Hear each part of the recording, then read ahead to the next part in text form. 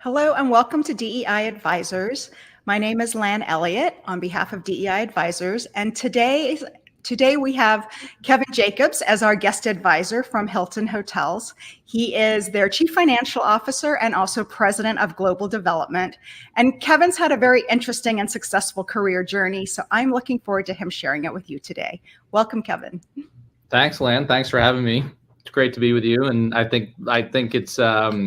think what you all are doing at DEI is really important, and I'm very honored that you've chosen to have me as one of your participants. Really thrilled to have you, especially since I had the opportunity to work with you in the past. So I'm really thrilled to be able to interview you today. We've known each other a long time. I know. Don't say how long. Okay, I won't.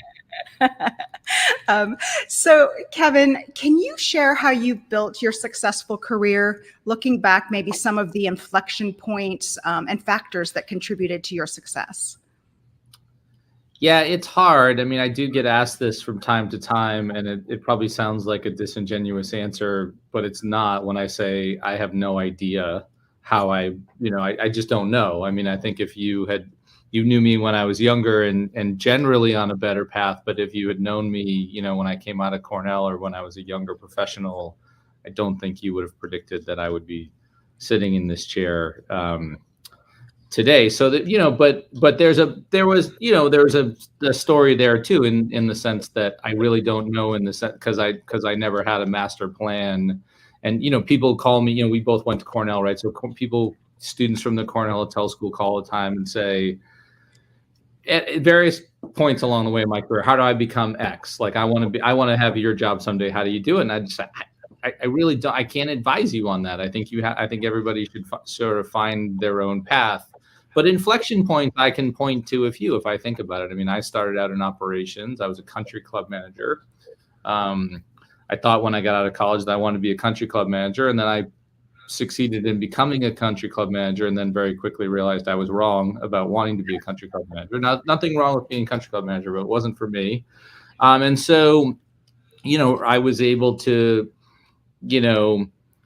activate our Cornell network in New York City, and I knew I'd studied engineering for the first part of my time at Cornell, and then I transferred to hospitality. So I am reasonably quantitative, thus ending up I think as a CFO, you need to be reasonably quantitative. And so I wanted to match up, I was very interested in the hospitality industry. I'd studied it as an undergrad, so I had some background in it. And I wanted the bit about operations was it wasn't quite quantitative enough for me, and I wanted to combine that. And I got some advice to go into hospitality consulting. So a guy named Dan Lesser, who at the time was at Cushman & Wakefield, took a chance on a young kid who knew literally nothing about what he did, and took a chance on me. So that's obviously an inflection point. If you talk about people getting kind of your first big break is an inflection point. Yeah. And then multiple years in consulting, both with Dan at Cushman and then with PwC, and Host, where you and I worked together, was a client of mine. And so I got the opportunity to meet a bunch of the executives at Host through doing client work for them, and they asked me to come in-house. And so that inflection point of going from an agent, and being in consulting, and look, again, another amazing career, and lots of people listening to this may be in consulting or maybe trying to build a career in consulting.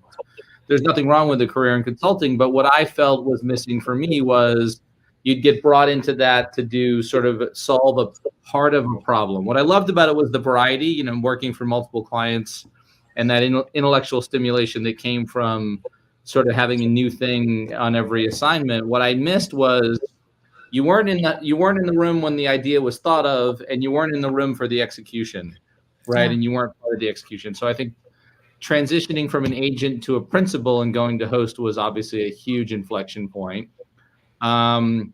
And then I think another one was when Chris Nassetta, who you and I both worked for and well, said to me at Host, like, hey, I think you should do a rotation, and I think your next rotation should be you should work in investor relations, because you've been in the corporate finance group. You've been sort of like I describe it as like a heads down, modeler, right? Like I had my head, every day, all day, every day, I had my head in an Excel model, right? You remember, where and what I was doing.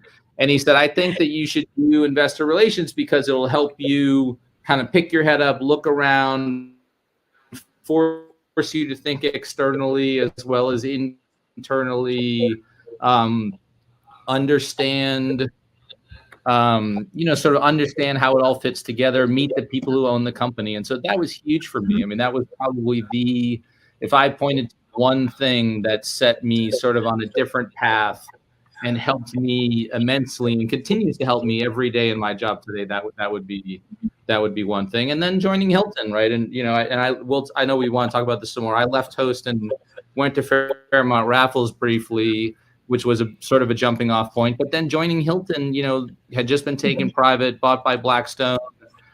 You're doing a whole different thing in terms of it's not steady state public company. Like, it was a big, crazy, messy leverage buyout. That was obviously a big inflection point for me.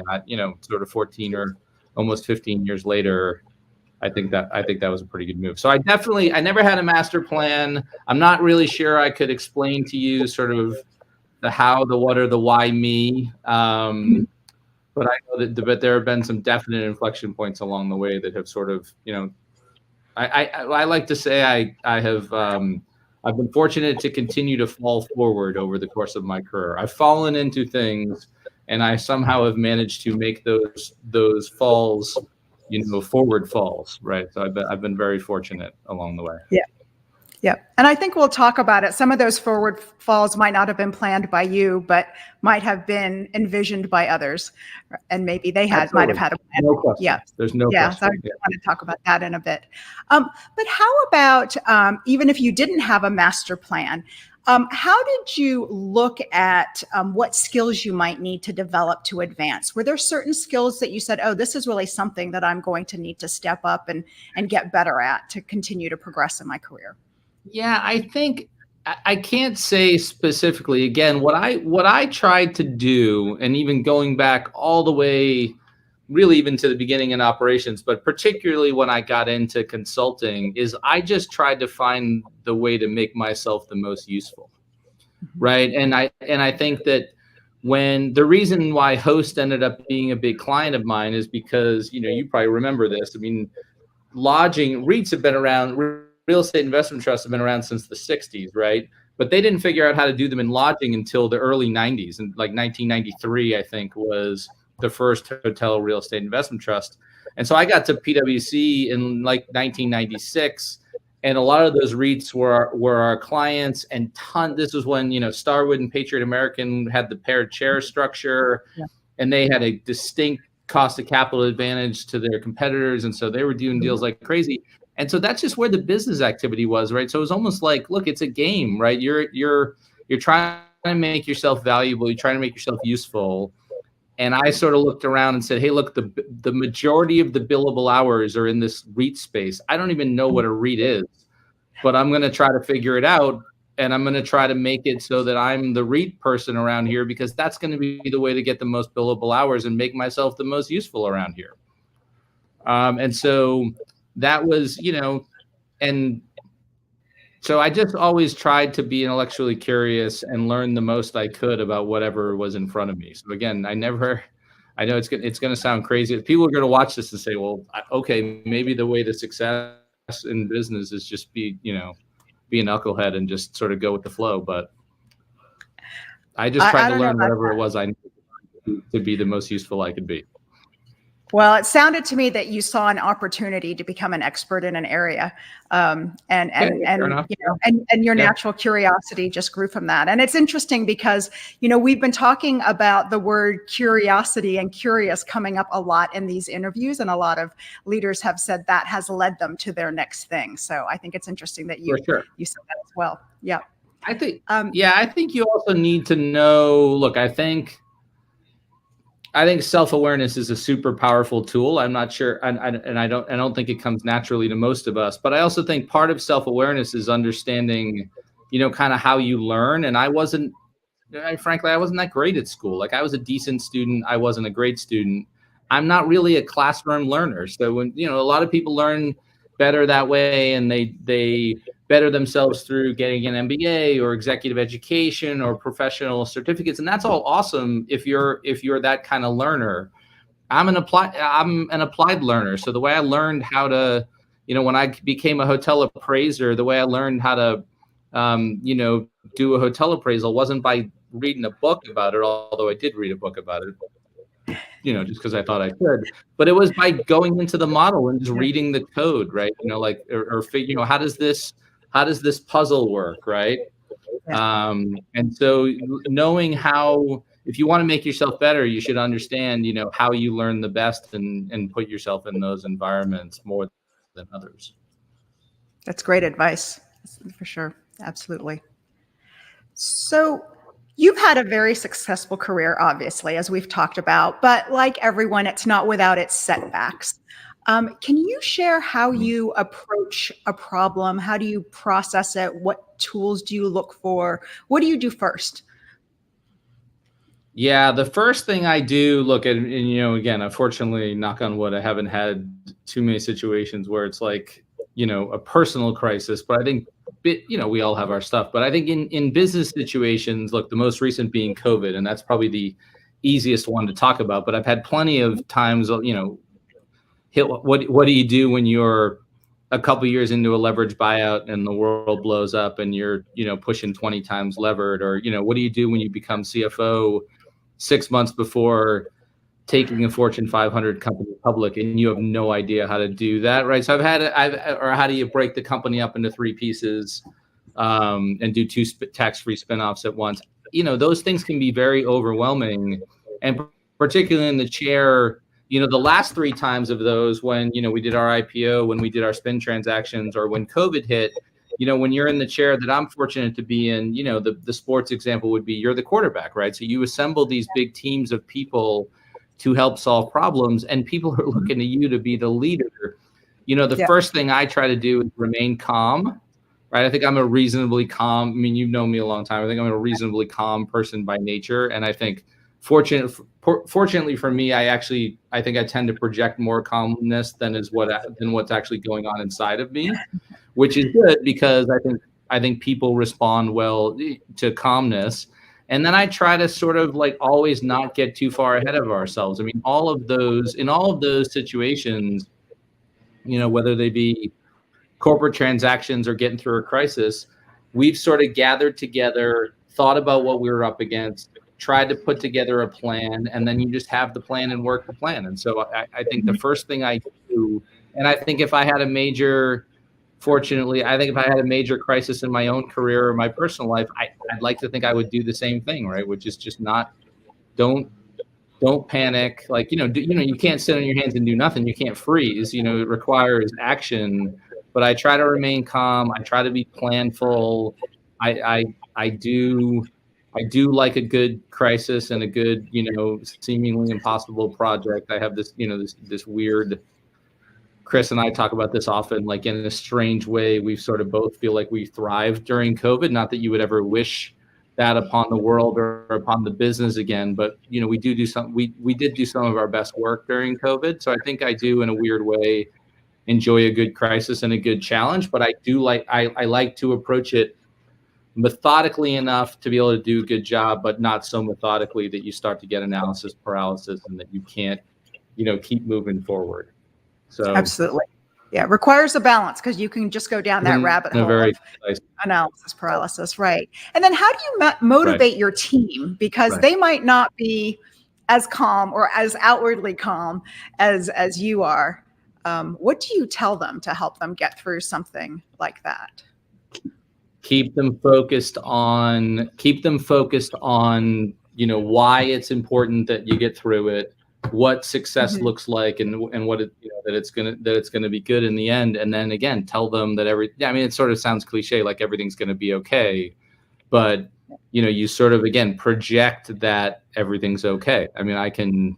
I've had actually my peers, after some of those things were over, say to me like, I never understood how you could be so calm, but it was super helpful to me, because I knew that you knew the most about what we were up against. And I figured if you were calm, then it was okay for me to be calm, so I think you just, it's not the cliche, oh, don't worry, everything's going to be okay. But it's just, like, we'll get through this. I have a plan. I know it seems overwhelming. Don't think about the 12 things you have to do to be done with the project. Think about the next 2 things you have to do, today and tomorrow. It's great advice to stay focused and work at one step at a time. Yeah, I like that. Right. So we touched on it a little bit earlier, but you don't get to where you are without taking a few calculated risks. And you mentioned that in 2007, when you and Chris were both at Host, and Chris was starting to become your mentor at that point in time, and then you decided to leave and go to Fairmont. So that was a bit of a risk for a really important relationship that you were developing. I mean, how did you approach that decision? I mean, why did you choose to leave? What did you gain out of that move? Yeah, it's a good question. I mean, the trepidation of it was I sort of, I loved working at Host. I know you did as well. We really did have an amazing team. It sort of proof positive, nothing lasts forever, right? But we did have an amazing team. They still have a good team there now, but it's a different team. I was working really closely with Chris, and he was becoming someone that was a mentor to me. And so I think, look, the reason I left is I left for the right reasons. I wanted a new challenge. I had, between my 5 years in consulting and my 7 years at Host, where I'd done the better part of a decade really focused on real estate, like really focused on the ownership side of the business. And I was presented an opportunity to kind of go to the other side, right? The management and branding side. And it wasn't like I felt that I knew everything there was to know about real estate, but I was itching I figured if I spent another chunk of time on the other side of the industry, that I would be a really well-rounded hospitality executive, right? And so and then there were things as well that are I could chalk up to, youthfulness and inexperience and frankly just not thinking about things the right way. But I looked up and I saw a team that was really stable, and where am I going to fit in? I want to get ahead, and where am I going to fit in? And it was an opportunity to sort of move up to that next rung, to the executive committee level, and and be given a bunch of responsibility that, frankly, at that point in my career, I didn't think I was going to get elsewhere. And the reason I say that was short-sighted is that, like, look, literally 6 months later, Chris left Host, and the whole thing reshuffled, and there would have been plenty of opportunities there. So that's the part that maybe I was a little bit impatient, but the part of, the aspect of getting to the other side of the business was a good decision. And I did want to do that. And in fact, then when Chris got the opportunity to come to Hilton, he was like, okay, I'm going to that side of the business, but just with a much larger platform, much more global, with, the best private equity sponsor on the planet. It was nothing against Fairmont, but it was sort of a no-brainer, of an opportunity. But I would say that, in a sense, what I learned was, I think I was right about wanting to diversify. Again, you can build a wonderful career in real estate and do it for your whole career and have a great career and contribute a lot to the industry and all that. But I think for me, the complexity I found on this side of the business, the intellectual curiosity, again, and also remember, people probably don't know this, but Fairmont Raffles was a year into a leverage buyout. So the idea, like, was entering the same kind of situation that I ended up at Hilton, which is, the company's been taken private by a financial sponsor, and, like, how do you get in there and optimize it, fix it, make it worth more, all that stuff. And again, I got it at Hilton on steroids. But what I don't know, it was a risk. And what I learned, I think, was I learned to sort of see, both sides of the industry, both the real estate and management and branding, and then it was sort of a jumping off point. And even though maybe I didn't fully leave Host for the right reasons, it ended up working out because I ended up back with Chris at Hilton. Absolutely, yes. And I remember when I left Host, it was the same thing, as to see, really the other side of the table, and to understand the perspective of the people you'd been negotiating with the whole time you were at Host. And, now you get to see it from the brand side. So, right. So really great. And to then get on the mentorship front, the interesting thing was, because Chris had become, a really strong mentor of mine, and because we did have a really good relationship, I did the whole thing above board, right? So meaning from the first call that I got and was intrigued by it, I told Chris that I had gotten this call and I was going to pursue this opportunity. Now, it was really painful to do it that way, by the way, so because literally you don't even know if you're going to get the job. You're thinking about taking a new job. You're interviewing, you're negotiating, and then every step of the way, you've got your current boss, even though he wasn't my direct boss at the time, like just banging on me about why I should stay. So that it was really hard, sort of emotionally, to go through that, but it made our relationship even stronger, and we both understood each other, and he understood when I came to the decision, and when I left, we went and had a beer and on my last day, and he said, yeah, I have a feeling we'll work together again. I don't think any of us realized it would be like less than a year later, but and I think if I had done that in a different way, it might not end, it might have gone differently. Yeah. Well, it sounds like even before he left for Hilton, he already had in his mind that he'd want to work with you again. So how did he reconnect? One day you're at Fairmont and you get a call from Chris? No, well, no, I was, it's a funny story. So I was in Pearson Airport in Toronto, and I was flying to New York to work on some business for Fairmont. And typically and you probably remember at Host, we put all our press releases out at 6 a.m. That was just the time they all went out.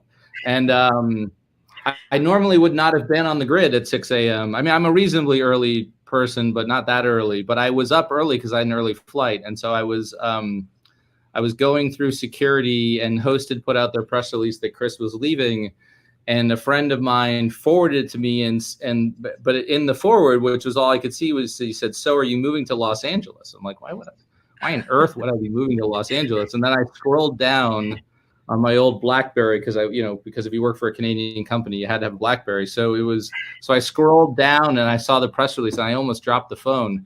And so I emailed Chris and said, "Hey, congrats, really exciting."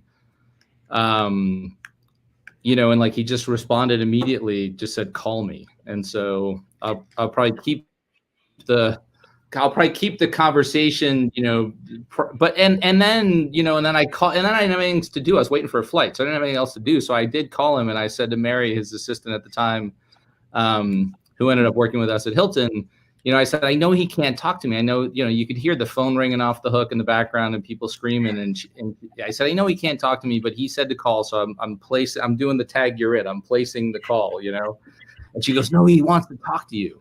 Can you hold? And so, so I ended up talking to him, like, I don't know, 20 minutes after the press release went out. And again, I'll keep the conversation private, but it was a nice conversation. And he said something to the effect of, yeah, you left saying you wanted to do management and branding thing. I sort of have that now. And, we took it from there. So that's how it happened. Story. Yeah, I love that story. Have you ever asked Chris why he took a special interest in you?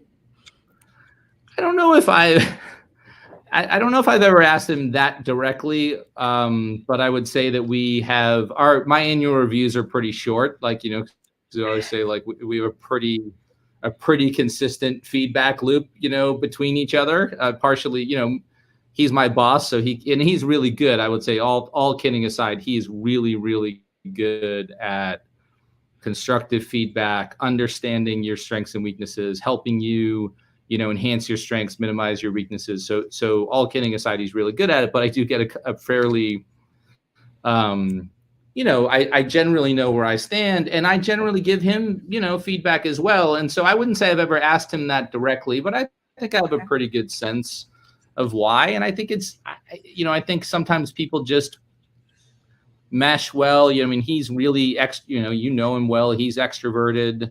I'm introverted.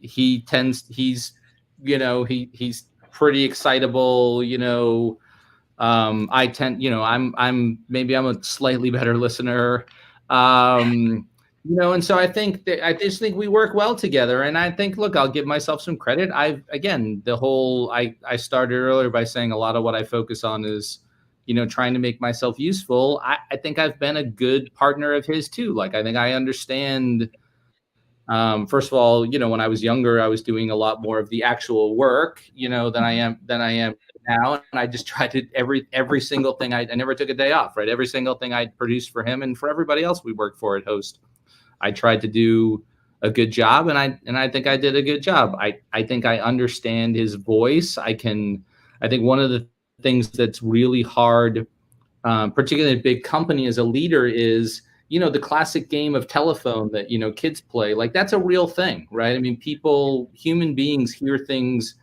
differently. And one of the real challenges as a leader, especially in a really big company, is you need leverage, right? You can't have a direct conversation with every single person that you need to motivate. You do a lot of messaging and through setting key strategic priorities and purpose. And we all try to carry the water on the message, but particularly when it gets tactical, you need to kind of say things once to a group of people and then have them understand, what you're saying and go do it. And sometimes if you say things, like if Chris says something, gives our whole executive committee instruction, it's not anybody doing anything wrong. We all hear it slightly differently, right? Because we're different, we're wired differently as humans. Right. And I think one of the things I say often is I feel I speak Chris really well. Like, I just do. Like, we have this good, and he speaks me really well. So I think one of the things I've been able to do is, in a selfless and in a way that makes it about the enterprise and not about myself, I'm really good at connecting dots. I'm really good at helping my peers, understand the direction he wants them to tack to and helping them succeed, right? And so I think I'm someone who he's been able to, over the years, count on to help provide him the most leverage that I can and help the enterprise succeed. And I try to never make things, I'm plenty ambitious and I've got plenty of drive, and, I don't think you get to this kind of chair in a company like this without being driven in some way. But I usually don't make things about myself. It's about, my mantra is kind of win first and ask questions later. Mm-hmm. Yeah. Well, there's a lot to be said. Directly, but because it would be sort of awkward and embarrassing, but I do think I have a pretty good idea. It might be interesting, but I definitely a benefit to being the Chris whisperer in the company. So let's talk a little bit in general about mentors and champions, because you definitely sought him out early in your career. How important is it to look for mentors and champions? Because I would say women and a lot of underrepresented groups have trouble figuring out, what to do, how to start. What advice would you have for those people, and how important is it that they look for mentors? Yeah, I think it's incredibly important. It's obviously incredibly important, and I think that you do have to put some effort into it. I mean, I'm not sure I would say I sought Chris out. I mean, I think everybody, John Carnello was my boss, my first boss, right? And then Ed Walter was my boss, and Chris was actually never my boss. I mean, they all were mentors to me. And I think you seek mentorship, I think, by, you got to make an effort at it. And then I think you got to be a good mentee too, right? There's you sort of hold up your end of the bargain by doing good work. And I think it's really important, but I think it's really important also not to force it. I think you will eventually be open. I think any young person, I say, be open-minded about, building relationships with a lot of different people. And then I think you'll organically find the people you click with the best. I think it's like any other relationship, right? I mean, I think that, it's funny, like, like a man, my wife, Amanda watches, some of those, dating shows come, right, and in a relationship, and I think that rarely works, right? It's just like when we're all younger and you're trying to find a life partner. It just you don't. I would never advise a young person to sort of go seeking a specific mentor or go into your company and say, look, I want that person to be my mentor. But I would advise people, and I know you advise people, to be mindful of it, right? I mean, without making it obvious, like, try a bunch of us out. Like I say to we have official mentoring programs, and I always have 2 or 3 official ones at any given time. And then I think I've been fortunate. I've been able to maintain a lot of those relationships. So I feel like I have, 10 or 12 or 15 people that I sort of mentor in our organization, either officially or unofficially. And I say to them all the time, try a bunch of us out. Don't just choose me, or don't like, I'm happy to mentor you and help you at any time, and my door's always open. But to find that one person that you really click with and is going to be really one of your really close mentors, that's like, you're sort of going to, I don't know, play the field's probably the wrong way to talk about it, but you want it to be, you got to be able to be authentic to who you are, and you sort of click with who you click with, right? But it's also, I would say, for younger people, particularly younger people from groups that have historically been underrepresented, be reasonably assertive about it, right? It's great advice. And sometimes, I think people sometimes limit who their mentors are to people that look like themselves, right? So if you're a woman, you might be looking for a woman as a mentor, but it doesn't have to be. It could be, someone that doesn't look like you. And I know we've talked about that you also mentor people who don't look like you, women and people from underrepresented groups as well. Yeah, absolutely. I mean, I think that like any other relationship, it works the best when both parties get something out of it. And I mean, for me, frankly, like, I try not to discriminate against people who look like me, because, I say all the time, white males are people too. But I would rather mentor people who don't, in reasonably official capacity, people who don't look like me, because I don't share a lot of their life experiences, right? And so I want to learn. And I think that's the thing too, is I think, look, it's not perfect. The work's not done. And, I'm not sure the work broadly on diversity and inclusion will be done over the course of my career. But I do think we're in a much better place than we've ever been. And I think what people should remember, I think all young people should remember, but I think women and people of color should remember, the senior people in most organizations, most executives that I talk to, we all recognize the importance of diversity, and we want you to succeed, right? I mean, there's a thing, and I'm not saying there's no longer unconscious bias, and there's no longer if I don't share your life experiences or the way you were brought up, or the things you faced as being a different gender than me or having a different color skin than me. I'm not saying that I perfectly understand you or that there's no biases there. But I think that I think it's sort of palpably people want you to succeed. And this is talking broadly to the broader you. And so be mindful of that. Like, I think, there's a lot of people rooting for people of all backgrounds and all genders and all ethnic backgrounds to succeed. And so I think it's easier to foster those relationships now more than ever, because I frankly want to hear about your experiences. I want to understand them. And I think that should apply to all. I mean, you and I have talked about this a little bit too. I think, there's more diversity in the workforce, I think, than people realize. Like, like, I'm the first person in my immediate family to go to college, right? So, I mean, I grew up I sort of grew up differently than some other people around here who maybe don't understand what it's like to grow up like that. And so I think that we all can learn from each other, and we all can learn from, and the best thing we can do is just listen and understand people's experiences. And so that's sort of a long-winded way of saying, like, generally people like me want to interact with younger people who have had different experiences along the way, because frankly, I'll be a much better leader, and Hilton will be a much better company, the more I understand as many different of those experiences as I can.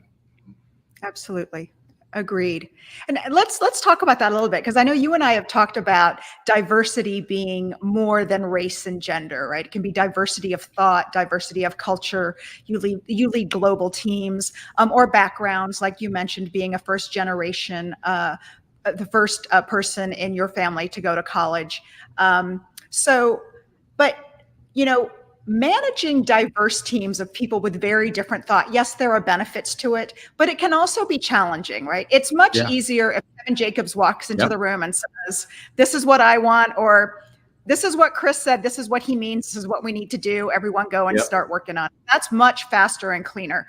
But Yep. Obviously, there are benefits to getting lots of different perspectives, like we just talked about. How do you manage that? How do you make sure that diverse people feel heard?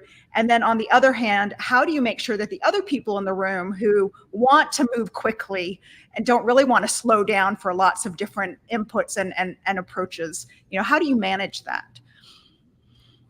Yeah, I think you just be very deliberate about it, right? I mean, you again, on my personal team or people who report to me, it's not perfect. It's not exactly where I want it to be from a diversity perspective, but it's, but it's getting there. So be very deliberate about having diverse people on your team, and all of our teams more broadly, so that you just by definition end up with more diverse people in the room, and then listen to them. And again, be deliberate about that too. Don't make a snap decision. And I think Chris has been a champion of this since the day he walked in the door, and he's taught us to be this way too.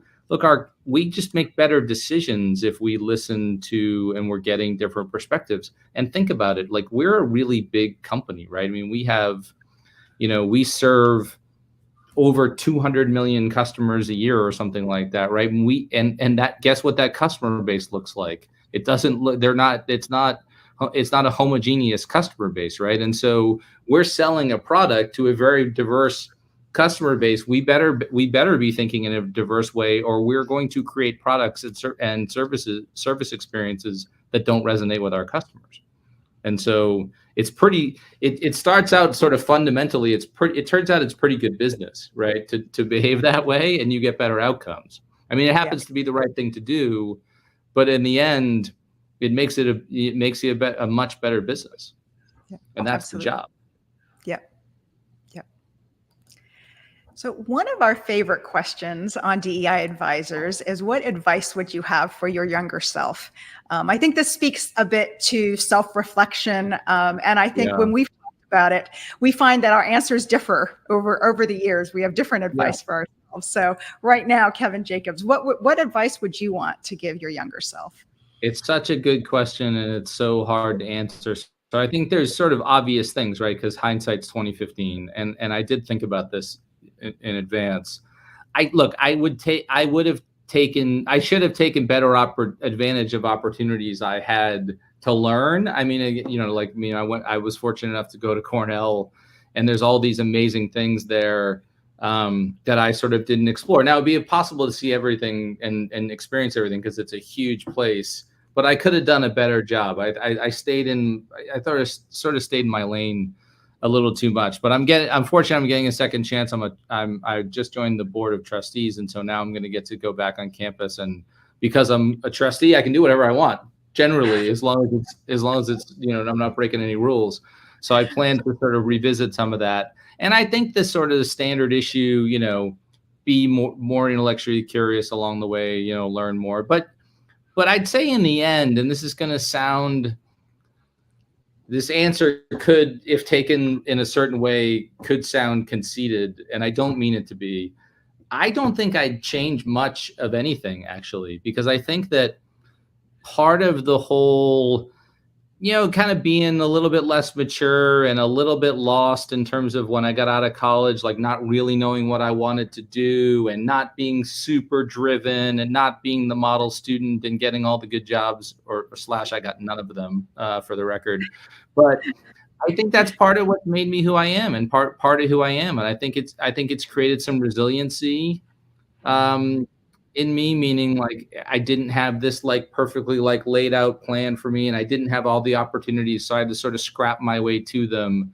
I wasn't, I had to sort of learn as I go on the job, and some of the things I talked about earlier. I think that part of being a little bit of a floater when I was younger, and not having, and continuing frankly to not have a master plan for my career. I mean, I tell this to people all the time, and they don't believe me. Like not literally the day before I became CFO, because I got a couple days advance notice, but 1 week before I became CFO of Hilton, if you had said to me, like, okay, if you're going to make it to the next level, you're going to become an EVP and you're going to be on the executive committee, like what chair do you think you'll be sitting in? I would not have said CFO up until 7 days before I became the CFO. So I've never had a plan, and I still really don't.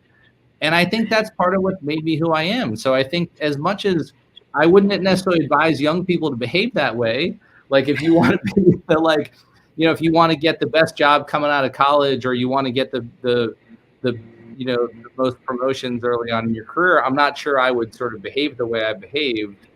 But I don't think I would change it, because I think it's part of who I am. And again, it's created resiliency. I'm able to deal with ambiguity. When I signed up, I'll never forget. It's a little interesting anecdote. When I went to Blackstone.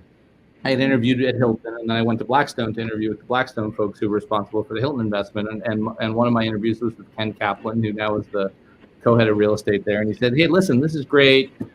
You seem like you have a good background. Chris likes you. It's really his call. I'm on the board. It's not up to me to say whether you're good for this job. But you're coming in to be the reorg guy, right?" And I'm like, "Yeah." And he goes, "Well, we don't really want that project to go on very long. Like this is supposed to be like a 6 months, maybe 9 months, maybe max like a year-long project. Like, what are you going to do after that?" And I said, I don't know, Ken. I think that what my experience with Chris is that if you do a good job and you add value, he'll find, he's really good at utilizing talent. We're going to do this big reorg. I'm sure there'll be a chair for me. And that was, when we think about it, I was uprooting my life. I'd moved to Canada with my family. I was coming back to the United States. I was going into this leverage buyout, which ended up being amazing, but is not without risk, right? It's a whole different compensation structure. There's a fair amount of risk involved. And I was like, it'll work out. And again, I think that some of the experiences that shaped me when I was younger, and the fact that I was able to sort of have some success, through that approach, has given me the confidence at times to deal with ambiguity and to take some risk. And it also helps when you're faced with a big sort of meaty, hairy project or a crisis like COVID, and you don't know what the other side looks like. You don't know what it looks like to get to the other side, but you have the confidence that you can. Yeah. And so, again, long-winded way of saying, and I don't mean it to sound arrogant, I really don't, is I don't think I'd change any of it, because it sort of made me who I am. Yeah. I would also add, you were doing all of this reorg of Hilton in the backdrop of the recession happening as well, which maybe wasn't part of the original plan of what you were going to try and accomplish. But I do think aligning yourself with the right people that you trust and you respect, like Chris, you guys have been a great team. And I think that also, speaks volumes for what you've been able to achieve. So. Yeah, and it makes it easier. I mean, these jobs are hard. They're not without stress. There's a lot of people. We have 400,000 people around the world writing on our decisions every day, and you spend a lot. We all know we spend a lot more time working than we do in any other aspect of our lives, and it just makes it easier when you have people that are amazing partners like Chris is, and like other members of our team who are my peers that are just incredibly talented professionals, very diverse, incredibly talented professionals that become friends, right? Because you spend a lot of time with them, and it does make it a lot easier. Yeah, absolutely. Well, I could speak with you and ask you questions for ages and keep going on, but we are getting close on time. So just keeping in mind that our mission at DEI Advisors is empowering personal success. Do you have a final bit of advice for our viewers who are looking to advance their careers? What might you advise them? Yeah, I think there's a lot of things, and some of it's been embedded in what we've covered. I think, be balanced. I think it's hard to find at times, but there's a balance between advocating for yourself, but yet making decisions and behaving in a way that is based on group collective success, right? I mean, I think that people who, maybe it's an overused cliche, but people that are team players, produce better outcomes, right? The best business outcomes I've ever been a part of is when I was a member of a high performing team, right? It's never one. Chris is an amazing leader, but it's never just one person, and so that's hard to balance. Like, how do you advocate for yourself and look out for yourself while still being a team player? And I think, I'll give myself some credit. I think I've been able to, that it's sort of part of who I am, but I've been able to do that. I think that, again, add value, put the outcomes first. Don't worry about that. Like, well, what are my next 5 steps? Is going to get me from here to here in terms of promotions. And again, that's where the balance comes in. I mean, I tell people, be patient, right? Don't be so anxious for the next promotion. Don't quit. I tell young people all the time, don't quit for the next $10,000 of salary, or I guess with inflation now it's $20,000 or $30,000 of salary, but don't quit for that next incremental bump in salary and that one little bump in promotion. But at the same time, don't be completely passive and just sit there and, just do your job and be happy with never getting promoted. So that's a balance between advocating for yourself and being patient. And that's sometimes a tough balance to find, but I think it's incredibly important to find it. And then I'd say, look, in the here and now, this may be a somewhat controversial thing to say and something that's going to be a public forum. I think we're in sort of an unprecedented time for people in the workplace, particularly young people, to get ahead faster than they've been able to in the past. Because I think as people are spending, in my opinion, way too much time thinking about, like, is it hybrid? Is it this? Are we 2 days in the office? Are we whatever? Look, we've always advocated for flexibility at Hilton. I think we didn't need COVID to create a flexible work environment. And we always encourage people to, look, a lot of our people travel all the time anyway, so they're not in the office because we're in the travel business. But we've always encouraged people who, if everybody has responsibilities at home. Like if you gotta get your kid to a doctor's appointment, or you're going to go to one of their games, or your partner has something that, get out of here and go do that and just get your stuff done. So we didn't need COVID to be a flexible workplace. But I think that, like a lot of things that happen in society over time, we're definitely oversteering at the moment, and people are trying to find a way to, like, I think there's an opportunity to sort of show up, right? There's an opportunity to be in, I'm not saying, you got to be in the office a certain amount of time, but there's a lot going on out there right now where people are sort of, trying to figure out how to maximize their own situation and have the most flexible life. I just think I know what I would be doing if I were, well, I am doing it, right? I mean, look, I'm in my office. I've been in my office every day since COVID started. But, I know what I'd be doing if I was a young person. I would be leaning all the way in, because I think it's an unprecedented opportunity to differentiate yourself. And I also think, I'm not going to go down this rat hole because we are getting short on time and I'm not a sociologist, but I think there's a lot going on with the various generations. And I think my generation is partly to blame for it, where there's a little bit more of a one for all for one and one for all mentality, which is good and all. It's nice, but there's sort of this expectation that everybody's going to get treated the same, and promotions are based on time served, if you will, the blue ribbon concept, where everybody's a winner, no one's a loser. I think that combined with COVID, I see a passiveness in the workplace that I've not experienced in my career. And maybe I'm just becoming that old.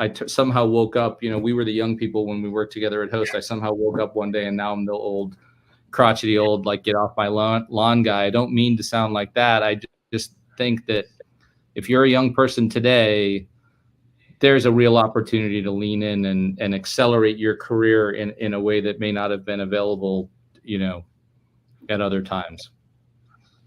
It's amazing advice. Absolutely. Agreed. If you go in the office, you might be inspired by some of the leaders you see in there. You might get more time with them too, if you go in today. And you might find your way, into that next great project, right? Because you were there. Because you were there. Absolutely. Thank you, Kevin, so much. And for our viewers, if you've enjoyed watching this interview, you can see more interviews on our website at deiadvisors.org or on our YouTube channel. So thank you so much, Kevin. It's great to have you on. Thanks for having me, Lynn. It really is an honor, and you guys are doing amazing work, and I really appreciate you including me. Thank you for your time.